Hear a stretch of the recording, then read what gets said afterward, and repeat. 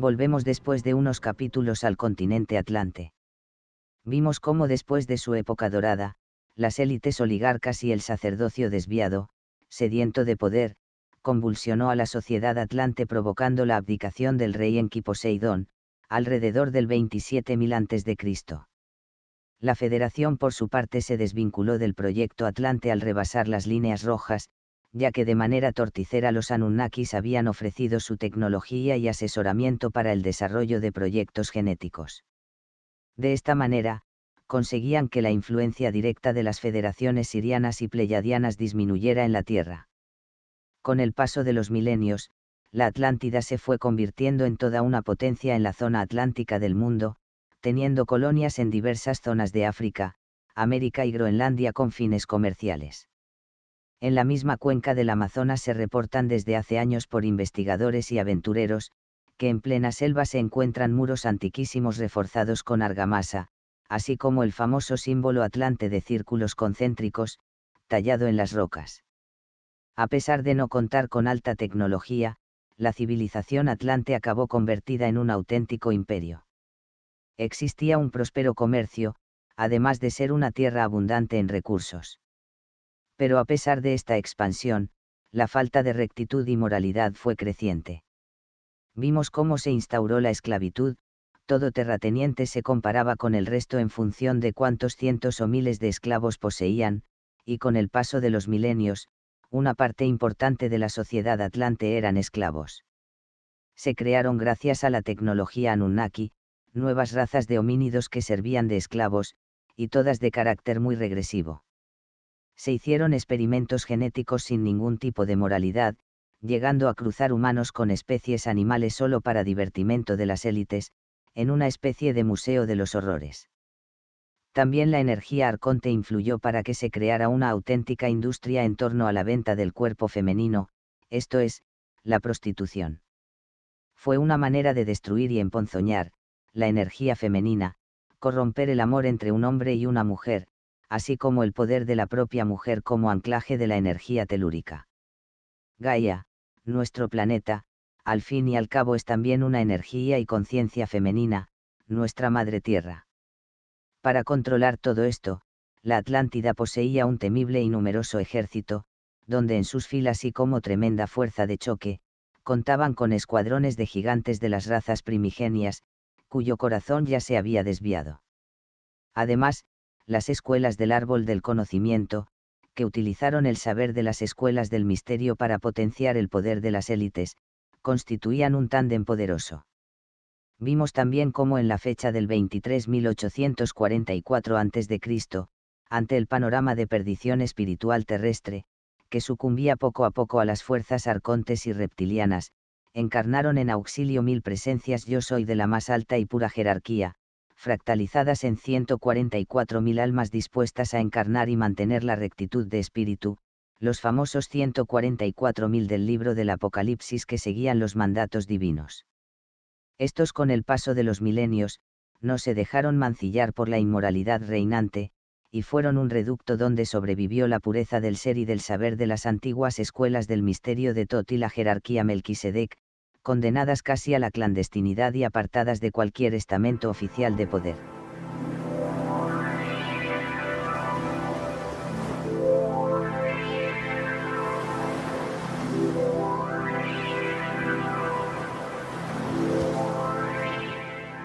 Como bien dicen los escritos de Platón, nos encontramos en un primer momento con 10 reinos atlantes, coordinados bajo el gobierno de la capital situada en la isla de Undal. Convertida en un imperio pujante, y como todos los imperios, comenzó a expansionarse y lo hizo hacia Occidente, que presentaba una orografía más accesible que las selvas americanas. Puso su pie en el norte de África y la península ibérica, conformado primeramente en un solo reino. Con el tiempo, este gran reino mediterráneo atlante se partió en dos bajo el gobierno de dos familias terratenientes emparentadas, uno puramente ibérico, el llamado Reino de Tagoquia, y otro norteafricano. Sobre este punto, hay disputas y polémicas entre distintos investigadores al respecto de enclavar la Atlántida en los últimos años. Estudios recientes sugieren que el texto del Timeo y Critias de Platón, que nos llegó en versiones traducidas en el medievo, existirían pequeños errores de traducción del texto griego clásico. Por ejemplo, se dice que Platón lo que realmente quiso decir sería que la capital de la Atlántida sería visible cruzando las columnas de Hércules, esto es, el estrecho de Gibraltar. Esto corroboraría las teorías propuestas por universidades alemanas y españolas, que sugieren una gran ciudad con forma de círculos concéntricos enterradas a 30 metros de profundidad, por las marismas del Parque Natural de Doñana, en la provincia española de Huelva, corroborada tanto por mediciones de georradar, como por vistas satelitales. Pero asimismo, también se sugiere incluso la existencia de la Atlántida en el Sáhara más occidental, el conocido como Ojo del Sáhara. Una estructura de círculos concéntricos de 40 kilómetros de diámetro de origen desconocido. Y para el que os está contando todo esto, no existe polémica alguna, y bien podrían ser ambas capitales atlantes, una del reino ibérico de Tagoquia, y el otro la capital del reino atlante norteafricano. Como curiosidades, os diría que cerca del Ojo del Sáhara está la gran cordillera marroquí con un nombre sugerente, la cordillera del Atlas. Otro, comentado por el investigador José Luis Camacho, y que yo desconocía, es que cerca de esta formación en el Sáhara, existe un pueblo que traducido sería el de los condenados. Pareciera sugerir como que aquella zona fue condenada, destruida por los dioses, y en cierta manera así fue.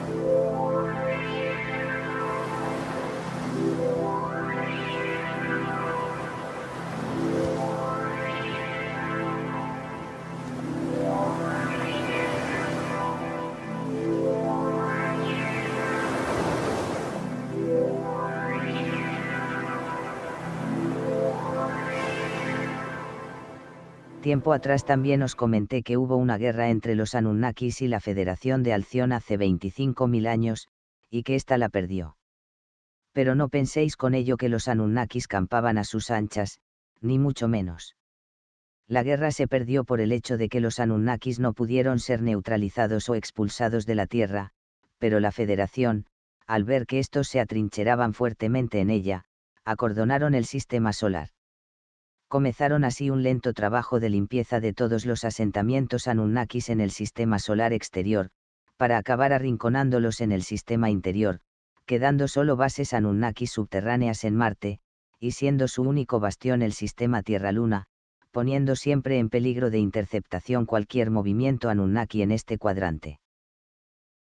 Por lo tanto, la vida Anunnaki tampoco ha sido del todo cómoda, ya que también están aquí atrapados al igual que nosotros, con la cuarentena planetaria que sería instaurada con el diluvio.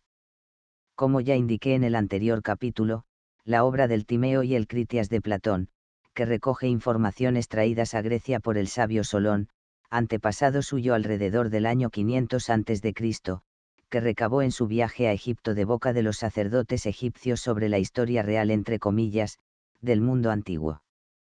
Y digo entre comillas porque es un relato que muestra una versión de la realidad que en lo personal siempre me ha escamado. Más si cabe cuando por distintas fuentes sabemos que el proyecto de Egipto comenzó con muy buenas intenciones, y acabó siendo una dictadura de una élite de sacerdotes y monarcas en busca de poder y sometimiento sobre el prójimo, corrompidos por la energía arconte, historia que ya nos suena de otras civilizaciones humanas anteriores, y además que como se suele decir, la historia la cuentan los vencedores. Allí se contó a un atónito e ignorante Solón, que el imparable imperio atlante fue vencido por una coalición de pueblos mediterráneos encabezados por la antigua Atenas. Se narra la historia épica de una Atenas, que finalmente se quedó sola ante el gigantesco enemigo, pero en un alarde de heroicidad, finalmente lo consiguió vencer, y que desgraciadamente poco después de la victoria vino el diluvio y el hundimiento de la Atlántida, borrando del mapa a las dos fuerzas contendientes, dando a entender la invasión de las fuerzas atenienses del continente atlante. Esta versión siempre chirrió en mis oídos, como una joven Atenas prácticamente sola, pudo vencer a todo un imperio, con la extensión y fuerza humana que tenía el imperio atlante, según se desprende de la información que uno ha ido recabando con el paso de los años. Aquí faltaba una variable en la ecuación, y era el factor Anunnaki, que formaría parte de esa coalición ateniense sin ser nombrados. Ya sabemos que esconder la verdad es una de sus principales estrategias. La hipótesis que planteo es la siguiente.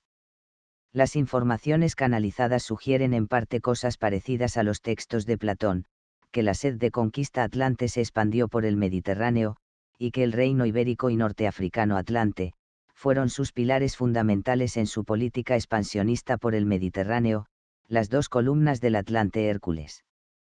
Pero también sugieren algo, que en ese proceso de expansión se instauraron colonias atlantes en Italia, Santorini en Grecia, Asia Menor, Libia, Líbano, Israel, llegando a la misma Persia. Y estos señores, son palabras mayores, es directamente plantarse a las puertas del territorio Anunnaki de Oriente Medio, algo que ellos no iban a tolerar bajo ningún concepto. También existen informaciones canalizadas que apuntan a que en un primer momento los Anunnakis ofrecieron apoyo tecnológico para experimentos genéticos, pero que después, el Imperio Atlante obtuvo ese apoyo de otras razas regresivas del cosmos. El porqué de ese cambio para mí es claro: la tensión entre el Imperio Anunnaki y el Imperio Atlante se podría cortar con un cuchillo. Tanto el dios Enlil-Anu por parte Anunnaki, como el Imperio Atlante, ansiaban la dominación mundial y tenían que chocar por necesidad. Pero los Anunnakis aprendieron de los errores de anteriores contiendas, y entendieron a temer al ser humano, su alquimia, saber y conexión telúrica con los 4 elementos, además de sus capacidades psíquicas, que no tenían nada que envidiar a las reptilianas. Entendieron por tanto a tener en cuenta el factor humano. Se habla de que estas colonias atlantes en el Mediterráneo se independizaron de la metrópolis, e intentaron expulsar al poder atlante. Para ello establecerían una coalición en pos de este fin. Como vimos antes, los sacerdotes egipcios le narraban a Solón que Atenas se quedó sola, en pleno recrudecimiento de la guerra, y que heroica y milagrosamente logró vencer al vasto imperio atlante. Mi hipótesis es que en ese desesperado momento para los pueblos mediterráneos y sobre todo para Atenas, es que a ésta le vendría poco menos que como un milagro llovido del cielo, el ofrecimiento de ayuda a Anunnaki en la batalla, y no solo eso, sino como se desprende del relato de Platón, el heroico ejército griego posteriormente pereció bajo las aguas, al hundirse la Atlántida conquistada por el cataclismo diluviano.